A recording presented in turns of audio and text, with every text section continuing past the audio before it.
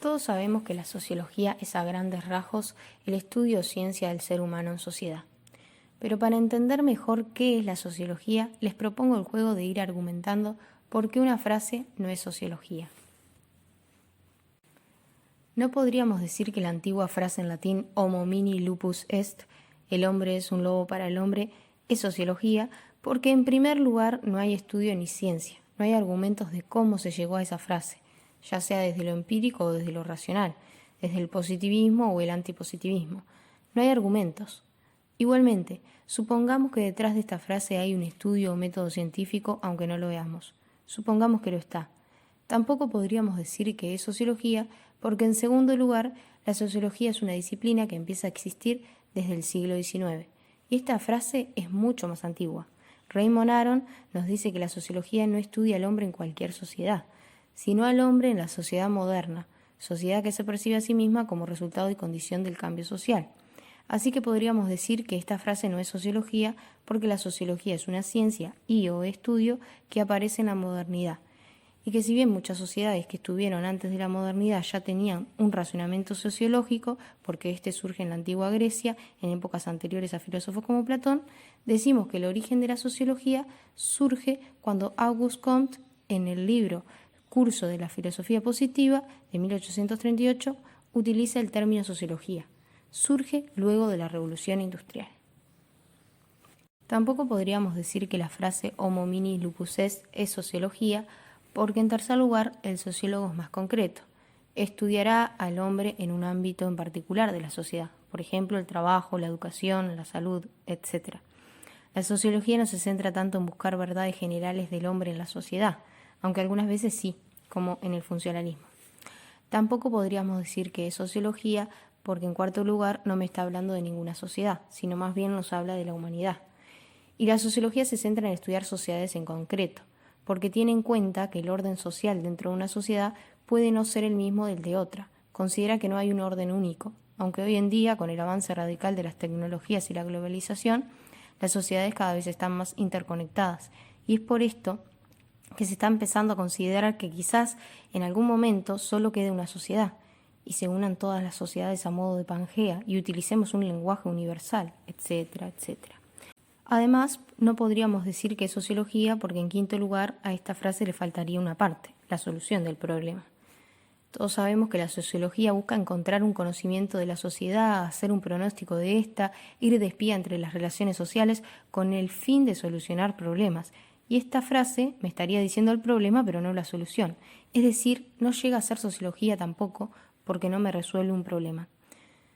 En síntesis, es necesario tener en cuenta que existe una teoría que contenga un método científico o un estudio que sea de la modernidad, que casi siempre estudie un ámbito en particular de una sociedad específica, que busque resolver algún problema social. Es necesario de todo esto para considerar que algo es sociología. Ahora que tenemos una noción de lo que es la sociología, estudiaremos dentro de ella el funcionalismo estructural de Emil Durkheim y Max Weber, pioneros principales de la sociología moderna. Pero antes veremos algunos datos importantes a destacar de la obra de cada sociólogo.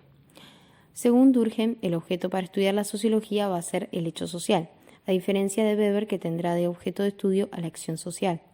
El hecho social son las ideas reguladoras del comportamiento humano, generadas por la sociedad y que son externas al individuo, colectivas y coercitivas. Por ejemplo, el aplauso luego de una función. La acción social es todo comportamiento individual o grupal que tiene un sentido subjetivo, que los actores pueden utilizar para producir un determinado hecho a nivel social, que les aporte sentido personal o grupal. Durkheim se basó en el positivismo para estudiar al ser humano en sociedad. Perfeccionó el positivismo de Auguste Comte, a diferencia de Weber, que utilizó el antipositivismo, y fue quien lo introdujo en las ciencias sociales. El positivismo en la sociología nos dice que hay que estudiar a los objetos desde una perspectiva de observador externo, contar el cuento desde el punto de vista del narrador externo, no interno. Otra cosa que nos dice es que el lenguaje tiene que alejarse del natural y cotidiano. También nos dice que debemos basarnos en un conocimiento empírico.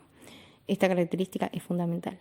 Por último, el positivismo utiliza el esquema positivista cartesiano para estudiar al ser humano en sociedad. El antipositivismo, en oposición, no considera que la sociología se deba estudiar a base de la experiencia, desde lo empírico. Un concepto bastante conocido originado por Durkheim es la anomia. y uno más conocido incluso, originado por Weber, es la burocracia. Ahora sí, pasemos al funcionalismo. El funcionalismo es una teoría sociológica del siglo XVIII, que surge en el siglo XVIII, y considera a la sociedad como a un sistema conformado por subsistemas que se interrelacionan entre todos con el objetivo de mantener en armonía al sistema. El sistema es la sociedad.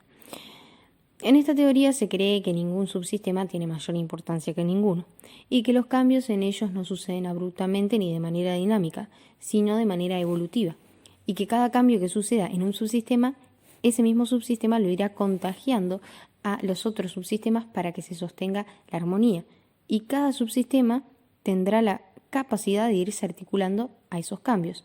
El funcionalismo presenta entonces un equilibrio social, una idea de totalidad construida por partes, donde cada una de estas tiene su función de integración y mantenimiento del sistema. Dentro del funcionalismo estaba el funcionalismo absoluto, el relativizado y el estructural. El funcionalismo estructural enfatiza la relación entre las funciones y las partes del todo que las desarrolla. Estudia en sí a la sociedad en general, para buscar las funciones esenciales que deben ser desempeñadas por individuos, grupos o instituciones, para que la sociedad se mantenga en el tiempo. El funcionalismo estructural de Durkheim define a las instituciones como subsistemas, que se interrelacionarán entre sí para mantener a la sociedad. Podríamos decir que algo así sucede en el mundo de la película Divergente, donde para preservar la armonía de la humanidad futurista, la gente se divide en 5 grupos, dependiendo de la personalidad que tengan. Esto si suponemos que cada grupo sería una institución y la humanidad sería la sociedad.